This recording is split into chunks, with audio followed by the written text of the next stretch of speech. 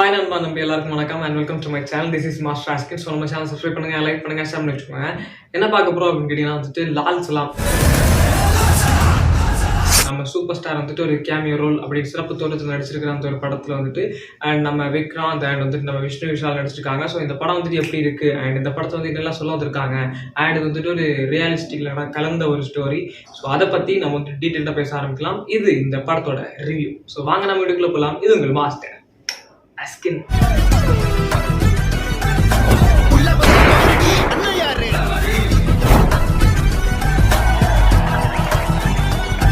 Lal Salaam. So Lal Salaam படம் வந்துட்டு first மெஜாரிட்டியா நான் பார்க்க எனக்கு ஸ்டார்டிங் ஆனோன்னு வந்து எனக்கு என்ன தோணுச்சு அப்படின்னு கேட்டீங்கன்னா வந்துட்டு என்னடா இது சூப்பர் ஸ்டார் தான் ஒரு கேமியோ பண்ணியிருக்காங்கன்னு சொல்லியிருந்தாங்க.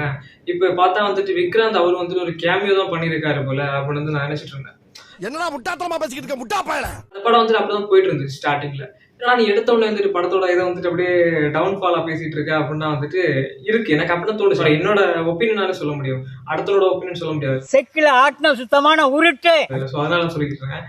என்ன மேட்டர் அப்படின்னு கேட்டீங்கன்னா இதுல வந்துட்டு ஸ்டார்டிங்கோட கதை என்ன அப்படின்னா தேர் முஸ்லீம் அண்ட் ஹிந்து. ஸோ இந்த ரெண்டு பர்ஸ்பெக்டிவ்ல வந்துட்டு முகாபாத் அப்படிங்கிற ஒரு ஊர் இருக்கு. ஸோ அந்த ஊர்ல வந்துட்டு இரண்டு பிரிவினையில உள்ள அந்த மதத்துல உள்ள இரண்டு பேரும் வந்துட்டு ஒன்னா இருக்காங்க. ஸோ அந்த ஒன்னா இருக்கும்போது வந்துட்டு அண்ணன் தம்பியா பழகுற வந்துட்டு இந்த மொத்த ஒரு இடமே வந்துட்டு நீங்க இந்த ஊரை பார்த்து கத்துக்கலாம், எப்படி வந்துட்டு அண்ணன் தம்பியா பாசத்தோட வந்து இருக்கிறத நீங்க இவங்களை பார்த்து கத்துக்கலாம் சொன்ன ஊர் வந்துட்டு ஒரு கட்டத்துக்கு மேல சில அரசியல்வாதிகளால வந்துட்டு பிரியுது. அது எப்படி பிரியுதுன்னா வந்துட்டு இவங்க பிரிஞ்சதுக்கு அப்புறம் இந்த மாதிரி இருக்கக்கூடாது அப்படிங்கிற ஒரு எடுத்துக்காட்டுக்கு இந்த ஒரு ஊர் இருக்கு அப்படின்னு சொல்ற மாதிரி அந்த அளவுக்கு வந்துட்டு பிரியுது. அப்ப இதுல வந்து என்ன பிரச்சனை அப்படின்னு கேட்டீங்கன்னா கிரிக்கெட். ஸோ கிரிக்கெட் பேஸ்டான ஒரு ஸ்டோரி தாங்க. கிரிக்கெட் விஸ் தேர் அண்ட் வந்துட்டு முஸ்லீம் விஸ் ஹிந்து ஃபைட்ஸ். ஸோ இவ்வளவுதான் சீன்ஸ், இந்த இதுதான் படம். ஏன்னா அது சிம்பிளா சொல்லிட்டேன். அது எவ்வளவு கஷ்டப்பட்டிருப்பாங்க எடுக்கிறது அப்படின்னு கேட்டீங்கன்னா எஸ் அம்மா கஷ்டப்பட்டிருப்பாங்க. பட் ஆனா வந்துட்டு இதுல நான் சொல்லியிருந்தேன் என்னன்னா வந்துட்டு ப்ளூ ஸ்டார் படமும் லால் சலாம் படத்தோட அந்த பெர்ஸ்பெக்டிவ்ல வந்துட்டு ஒன்னு அப்படியே கலந்தடிச்சு ஒன்னு போட்டிருப்பேன். ஸோ அது வந்துட்டு நிறைய பேர் சொல்லியிருந்தாங்க. சில பேர் கமெண்ட் பண்ணியிருந்தாங்க இது எங்களுக்கு தெரியாது, நீ என்ன பெரிய இவனா அப்படிலாம் நிறைய பேர் கேட்டிருந்தாங்க.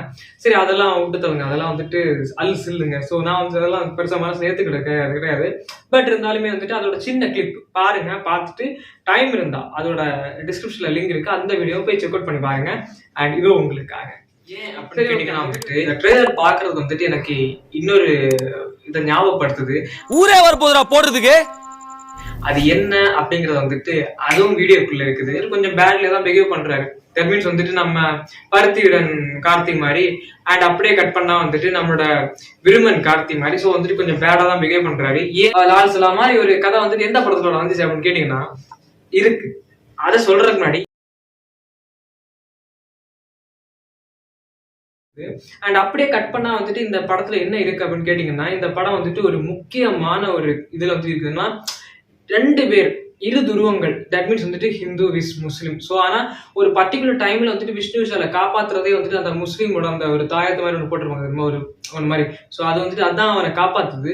எந்த ஊர் சாமியா இருந்தாலும் யாரு கும்பிடுற சாமியா இருந்தாலும் சாமி சாமி தான். அப்பதான் அவன் புரிஞ்சுக்கிறான் ஓகே அப்படின்ட்டு.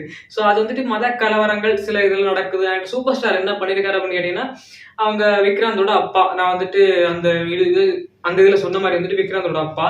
ஸோ என்ன பிரச்சனை இங்க தேர் சீன் சொல்றாங்க இல்லையே, என்னடா பிரச்சனை அப்படின்னா வந்துட்டு வழக்கமா ஒவ்வொரு ஊருக்கும் வந்துட்டு ஒரு பெரிய ஒரு தலை வந்துட்டு இந்த இது கொடுக்குது, தேர் கொடுக்குது. இந்தந்த நேரத்துல வந்துட்டு இன்னென்ன வேற வந்துட்டு நீங்க இந்த தேர் எடுத்துக்கலாம், இந்தந்த டேட் வந்து வச்சுக்கலாம் உங்க ஊருக்கு அப்படின்ட்டு. அப்படி வந்துட்டு ஒரு ஊருக்கு வந்துட்டு கொடுக்கும்போது தான் அங்கதான் இந்த பிரிவினை இல்லாம ஒன்னா இருக்காங்க. ஆனா அங்க உள்ள ஒரு 1000 ஓட்டுக்காக தான் இவ்வளவு பிரச்சனை. நீங்க மண்டேல படம் பார்த்தோன்னு வந்துட்டு ஒரு ஓட்டுக்கு நடக்கும் ஒரு பிரச்சனை. ஸோ அதே மாதிரி உள்ளது மாதிரி தான். ஆனா இங்க வந்துட்டு ஒரு 1000 ஓட்டுக்காக தான் பிரச்சனை. ஆனா அந்த ஒவ்வொரு ஓட்டும் முக்கியம். ஸோ அதுக்கு வந்துட்டு என்னெல்லாம் பண்ணலாம் அப்படிங்கிற பெர்ஸ்பெக்டிவ்ல வந்து நிறைய பிரச்சனை நடந்துகிட்டே இருக்கும். இந்த வருஷத்துல இருந்து முராபாத்காரங்களுக்கு தேரே தர மாட்டேன்னு சொன்னீங்க, இப்போ முதல் தேதியா குறிச்சு கொடுத்துருக்கீங்க. இன்னும் 6 மாசத்துல எலெக்ஷன் வரப்போகுது ராஜி. அவங்க ஓட்டெல்லாம் ரொம்ப முக்கியம். நடந்துட்டே இருக்குது இப்படி எல்லாம் காமிப்பாங்க. சரி ஓகே, சூப்பர் ஸ்டார் வந்து எதுவுமே இல்லை போல, கேரக்டர்ஸுமே இல்லை போல அப்படின்னு நினைக்கும் போதுதான் அவர் வந்துட்டு இது வரைக்கும் நான் நிறைய படம் பார்த்திருக்கேன். பட் ஆனா மெஜாரிட்டி வந்துட்டு ஒரு குழந்தைத்தனமா வந்துட்டு ஒரு படத்துல வந்து நடிச்சிருக்காரு அப்படின்னு கேட்டீங்கன்னா லால் சலாம் படத்தை வந்து நான் ஏத்துக்கிறேன். ஏன்னா வந்துட்டு அவ்வளவு குழந்தைத்தனமா அவருக்குன்னே ஸ்பெசிபிக்கா வந்துட்டு நல்ல சீன்ஸ் எல்லாம் இருக்கும். நல்லா இருப்படா போடா, ஒன்னெல்லாம் ஒண்ணும் பண்ண முடியாது.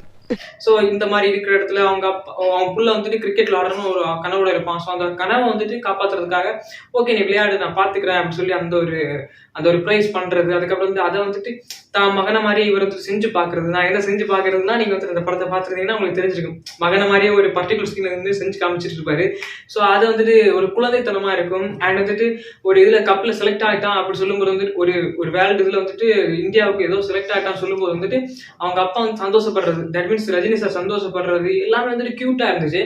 ஸோ ஓவரால் இந்த படம் வந்துட்டு எனக்கு ரொம்ப பிடிச்சிருந்துச்சு. பட் ஆனால் சில குறைகள் என்ன அப்படின்னா வந்துட்டு சில இடத்துல தட் மீன்ஸ் வந்துட்டு இன்டர்வியூ கொடுத்த சீன் வந்துட்டு எனக்கு கொஞ்சம் இன்னும் நல்லா வந்து பிரேக் கொடுத்துருக்கலாமே அப்படின்னு தோணுச்சு.